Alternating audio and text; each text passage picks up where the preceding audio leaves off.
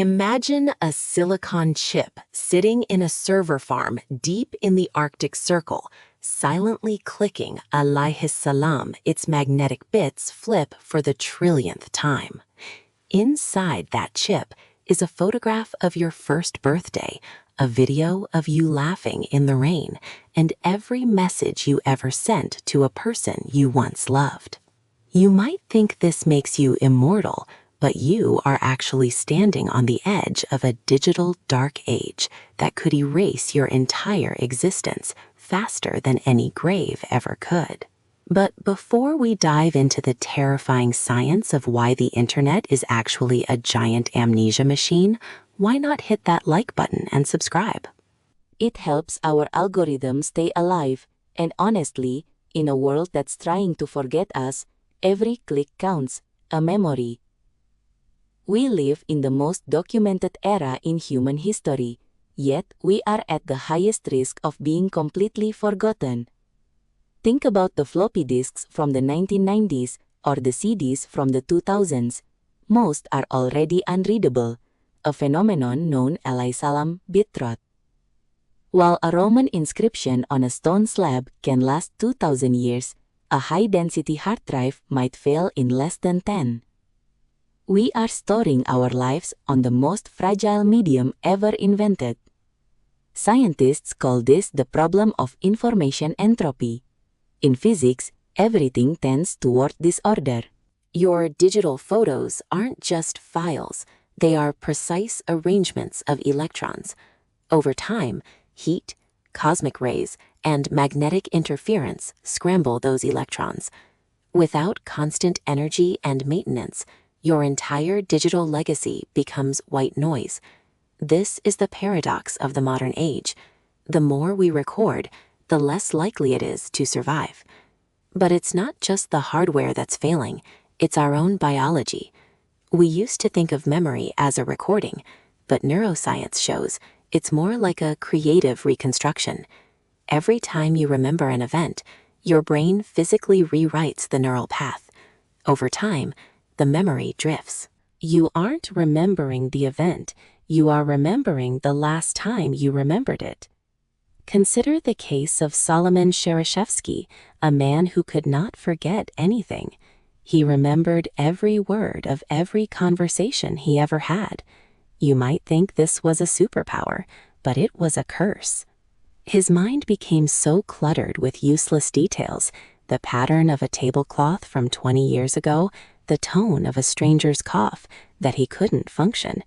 He couldn't understand metaphors or abstract concepts because he was trapped in the literal. Our brains are designed to prune. Synaptic pruning is the process where the brain deletes connections it no longer uses.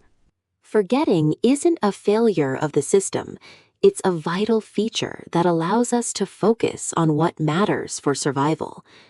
If we remembered every trauma and every boring Tuesday with equal intensity, our consciousness would collapse under the weight of the past.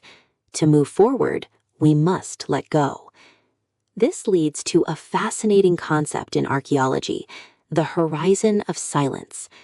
It's the point in history where the written records stop and the oral traditions fade, leaving only physical objects that we can't fully explain. We see Stonehenge or the Moai statues, and we guess their meaning, but the why is gone forever. The people who built them didn't think they would be forgotten. They thought their culture was the center of the universe. To combat this, the Long Now Foundation is building a 10,000-year clock inside a mountain in Texas. It's a massive mechanical device designed to tick only once a year, with a cuckoo that comes out once every millennium. It is an attempt to stretch our perspective beyond the immediate frenzy of the digital world. It's a physical anchor in a world of floating data. But even a mountain will eventually crumble. If we look even further, we find the Voyager Golden Records. Launched in 1977, these gold-plated copper discs are currently hurtling through interstellar space, carrying the sounds of Earth, images of our biology, and music from Bach to Chuck Berry. They are the ultimate time capsules. In the vacuum of space, they could theoretically last for billions of years, long after the Earth is swallowed by the sun. They are our last message to an empty theater. Yet even these are subject to the ultimate law of the universe, the second law of thermodynamics. Entropy dictates that energy eventually spreads out until it is uniform. This is the heat death of the universe. At that point, trillion upon trillions of years from now, there will be no heat, no light, and no one to remember that there was once a planet called Earth, where people fell in love and worried about their legacies. In that context, the 3 generations rule mentioned in history seems almost generous. Most people fear being forgotten because they equate memory with significance. If no one remembers you, did you even happen? The mistake is thinking that significance requires a witness.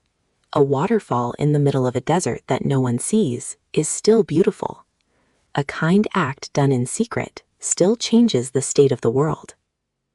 You are a link in a chain that stretches back 3 billion years to the first single-celled organism. Every ancestor you've forgotten succeeded in one thing.